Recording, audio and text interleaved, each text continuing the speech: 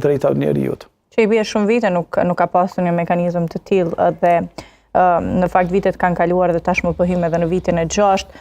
Ky proces duket se po i vjen fundi, zotri Behrami, kemi dëgjuar edhe fjalimet përmbyll se Kreçka ka mbetur është të pritet, apo jo, edhe 90 ditë kanë kohë trupi gjykues për dalë me një verdikt.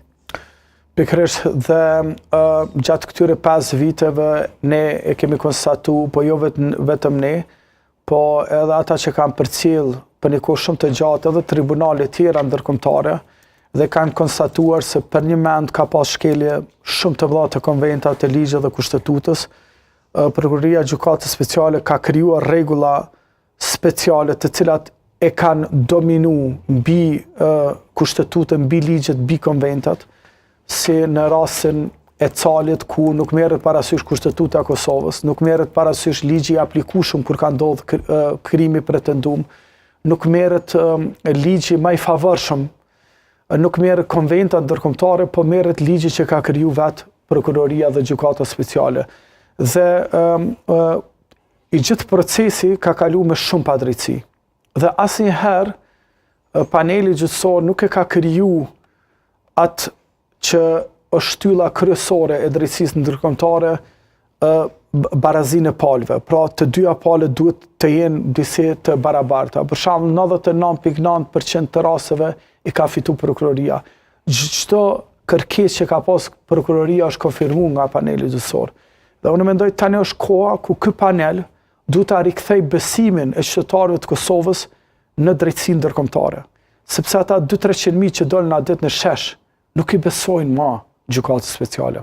Dhe vetmja mënyrë për me rikthy besimin të tribunalit e ardhshme, po edhe të kjo Gjykatë Speciale është që ky panel gjyqësor me bë balancën edhe me bë baraspeshën e palëve dhe ajo është që me i shiku dhe verdikti me qenë në reflektim i drejtësisë, jo i politikës, jo indikimi diplomatik. Dhe prandaj unë thash që ne betejën juridike kemi fitu, Kosova ka fitu betejën juridike, krerët e UÇK-s kanë fitu betejën juridike.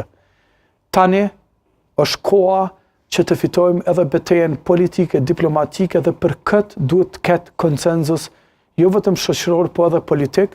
Prandaj është një thirrje edhe për parti tjera politike që të vazhdojmë si me rezolutë edhe disa edhe me protestë, edhe me këtë në komision për drejta njeriut të vazhdojmë me këtë konsenzus sa i takon gjyqit të krerët të UÇK-s atje, sepse atë për një men nuk janë duke u gjyku individet, por është të gjyku historia Kosovës, Kosova, dhe unë mendoj që këtu janë 2 rreziqe shumë të mëdha që munden me ju kanos Kosovës. Rreziku i parë është politik.